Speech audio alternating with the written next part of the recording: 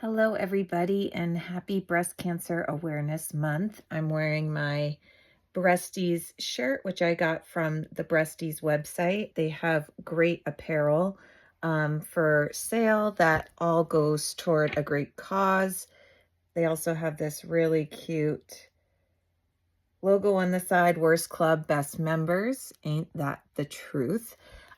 So in the spirit of Breast Cancer Awareness Month, I just wanted to spend some time um, talking about what not to say and what to say to people going through breast cancer.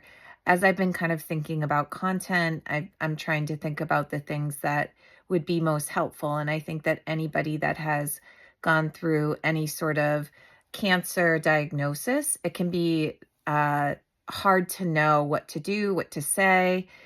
Everybody is well-meaning, but sometimes things can be interpreted not in the well-meaning way.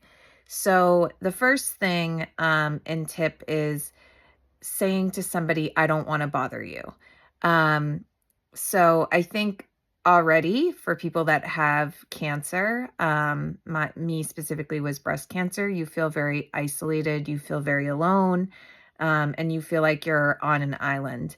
So instead, something that would be good to say to somebody would be, can I keep you company? Is there a good time for me to visit? Things that are tangible and that make the person feel like you want to be in their company. And so just that simple rephrasing can make a big difference. Um, I think the second one, and I experience this a lot, is let me know if you need anything. I think I can speak to every person going through cancer. You really don't know what you need. I was 38 when I was diagnosed, and I had a 1-year-old toddler. So I was completely overwhelmed going through cancer, very sick. And so when people would ask that, it actually made me feel more overwhelmed because I felt like I had to think of things or make a list. Versus if you say to somebody, I'd love to bring you over dinner. I'd love to go to the grocery store for you. I'd love to babysit. Concrete, tangible things that are extremely helpful that don't require the person going through cancer to come up with a response because they really don't have one when they are in the thick of it. I think the other one, and this one I heard a lot, is you got this. Although well-meaning, this can just be perceived as slightly insensitive because when you're in the thick of it and even, post-treatment, you don't feel like you got this. You feel like crap. It's a slog. It feels never ending. So instead saying something like, I know this must be incredibly hard for you because you're acknowledging what they're going through. You're acknowledging the journey, which is at times feels never ending and is incredibly difficult.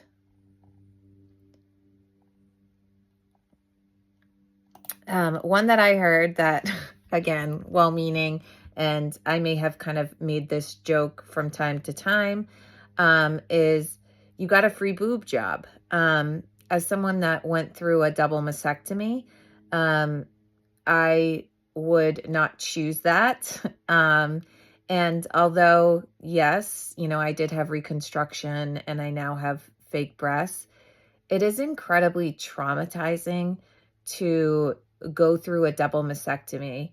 You are losing a part of yourself that makes you feel like a woman, and you're having breast tissue removed. And many women choose not to do reconstruction. It's a personal choice, but in no ways is this comparable to a boob job, or by any means would anybody want to have a boob job in this way. And so instead, I think saying things like, I know you are going through a lot. I'm here for you. Is there anything you want to talk about? Even though a well-meaning joke might feel like it can lighten the mood, for somebody going through it, this can actually be quite hurtful. and insensitive.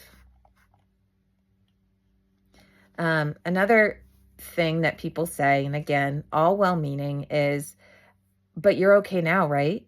Um, as somebody that I was stage 3, with, disease in my lymph nodes. And even though, my prognosis was positive, um, I didn't know.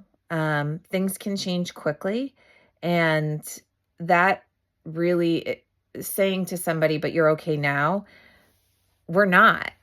Even when you're finished with treatment, you're mentally still struggling and really battling those emotions and everything you've gone through. As somebody that, is now in the endocrine therapy part of my journey, I still struggle with that question of, will I be okay? And it's something I think about every single day. So asking that question, I can answer that. And it's no, we don't know if we're going to be okay. And that's something we live with and we have to sit with and grapple with and push through every single day. So instead, asking questions. How did you feel about your experience? Stuff that acknowledges and shows the person that you care without making assumptions. So those are just a few things that I think are the most common that I heard. Certainly feel free to comment below if you have other thoughts that want to share. And by no means is this a criticism. I never got upset with people when they said these things because I knew in their heart they were well-meaning. They wanted to help. They wanted to know that they wanted me to know that they cared. And that alone is wonderful. But I hope that just sharing a few of these tips makes you feel more comfortable with talking with somebody with cancer, not just breast cancer, but any type of cancer, and making you feel more confident in what you can say and what could be helpful.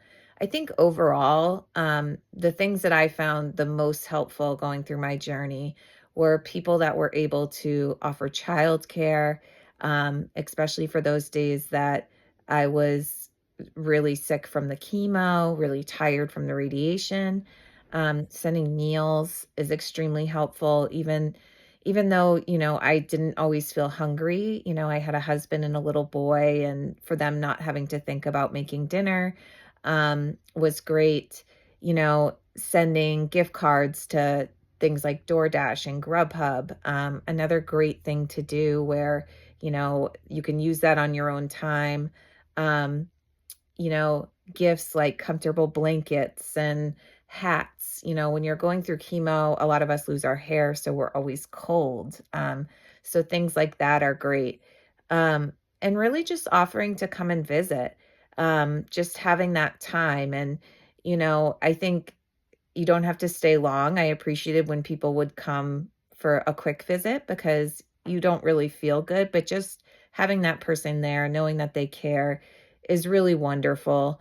Um, the other thing that I really liked, and that's not for everybody, is essential oils. Some people are very sensitive to smell.